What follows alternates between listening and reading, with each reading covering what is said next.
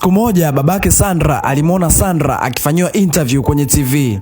Mtangazaji alisema, "Leo tunazungumza na mfanyabiashara aliyewasaidia maelfu ya wanawake kupata ajira." Babake Sandra akaanza kulia na kuanza kujisemea, "Nilimfukuza mwanangu, leo dunia nzima inampongeza." Baada ya siku chache aliamua kwenda kumuona mwanae.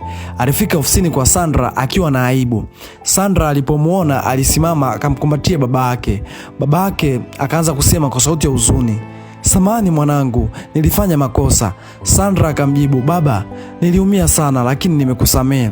Wote wawili wakaanza kulia, wakakumbatiana na maisha yakaendelea. Huu ni mwisho wa sehemu ya 9 ya simulizi yetu ya Sandra. Hii ni This is my story ya OGS TV. Usisahau kusubscribe na kuturn on notification kwa ajili ya kupata taarifa zetu na simulizi na sehemu inayofuata. Keep it up man.